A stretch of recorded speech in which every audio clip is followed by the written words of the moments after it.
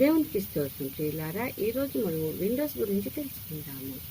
మనము జీవిస్తున్న ఈ యుగము కంప్యూటర్లను, ల్యాప్టాప్లను కలిగి ఉన్న యుగము. అయితే ఈ తరంలోని చాలామందికి విండోస్ గురించి బాగా తెలుసు.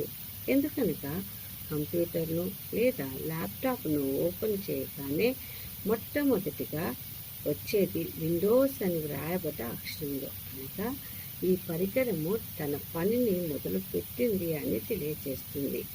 అయితే ప్రియులారా, ఈరోజు మనము విండోస్ గురించి తెలుసుకుంటున్నాము. ఏ విండోస్? మనం ఇప్పుడు దేవుని సన్నిధిలో ఉన్నాము, దేవుని యొక్క మాటల గురించి మాట్లాడుకుంటున్నాము.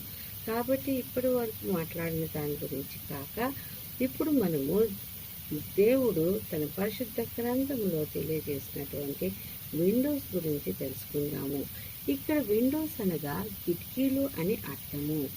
అయితే ఈ కిటికీల ద్వారా దేవుడు మనకి ఇస్తున్నటువంటి తన ఉద్దేశమును మనము గమనిద్దాము, తన వాక్కులను మనము తెలుసుకుందాము. మొట్టమొదటిగా అందరికీ తెలిసినటువంటి నోవాహు కిటికీ గురించి తెలుసుకుందాము. ఈ కిటికీ ద్వారా నోవాహు లోకముపై తీర్పును తను కనులారా చూచినాడు మరియు దానికి సాక్షిగా నిలబడ్డాడు.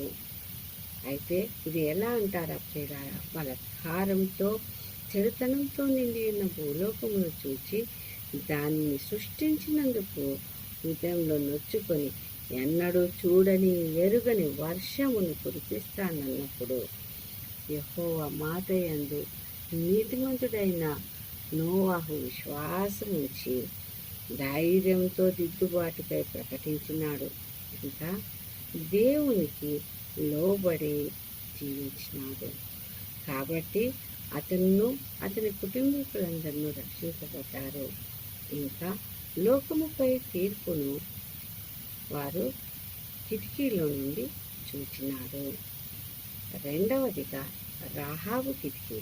అయితే ఈ రాహాబు కిటికీ గురించి మనం తెలుసుకోవాలన్నా, ఇశ్రాయేలీలను దాస్యం నుంచి విడిపించి వారికి వాగ్దానం చేసిన దేశమును పొందబోవుటకు ముందుగా ఆ దేశము యొక్క పరిస్థితులను, అక్కడ నివసిస్తున్న వారిని గురించి తెలుసుకొనుటకై వేగుల వారిని యెహోషువ పంపించగా, ఆ వేగుల వారు ఆ దేశమును చేరినప్పుడు ఆ దేశపు సైన్యములు వారిని వెతుకుచూ ఉండగా వేశ్య అయిన రాహాబు వారిని ఆ సైనికుల నుండి తప్పించి దాచిపెట్టింది.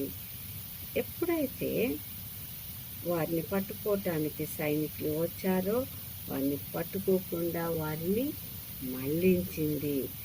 ఆ తర్వాత ఇంకా వారితో దేవుడైన యెహోవాయే పైన ఆకాశమందును క్రింద భూమి మీదను దేవుడనియు, ఆయన తన జనులను రక్షించుటకై శత్రువులను తుదముట్టించిన విధమును వినిన వెంటనే మా గుండెలు కరిగిపోయినాయని చెప్పి ఆమె కుటుంబమును తనను రక్షించమని కోరుతున్నది. అప్పుడు వారు ఆమెకు ప్రమాణము చేసినారు. వారిని ఆ తరువాత ఆమె వారిని కిటికీలో నుండి దింపి వారిని రక్షించింది. ఇంకా ఆ కిటికీకి ఒక ఎర్రని దారమును గుర్తుగా ఉంచింది. ఎప్పుడైతే యుద్ధము జరిగిందో ఆ దినమునందు ఆమెయు ఆమె ఇంటి వారందరూ కూడా రక్షింపబడ్డారు. అయితే ప్రియులారా, ఇక్కడ రాహాబు దేవుడిని హెచ్చించింది, ఆయనకు ఘనతను ఇచ్చింది. ఏమని? యెహోవాయే పైన ఆకాశమును క్రింద భూమి మీదను ఉన్న దేవుడని ఆయనను హెచ్చించింది. ఇంకా ఆయన యందు భయభక్తులు కలిగి జీవించింది. కాబట్టి ఆమె రక్షింపబడ్డది మరియు ఆమె పేరును యేసు ప్రభు యొక్క వంశావళిలో లిఖించబడ్డది. ఈ విధంగా ఈరోజు 2 కిటికీల గురించి మనము తెలుసుకున్నాము. మొదటి కిటికీలో నీతిమంతుడైన నోవాహు దేవుని యొక్క మాటలందు విశ్వాసం ఉంచి ధైర్యంతో దిద్దుబాటుకై అందరికీ ప్రకటించినాడు మరియు దేవునికి లోబడి జీవించినాడు. మరియు కిటికీలో నుండి లోకంపై దేవుడిచ్చిన తీర్పును చూచినాడు.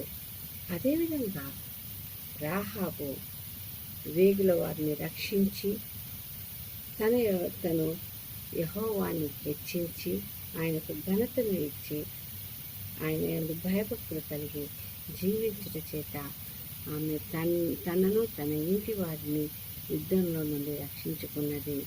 ఇంకా ప్రభు యొక్క వంశావళిలో తన పేరును లిఖింపబడులాగా జీవించింది.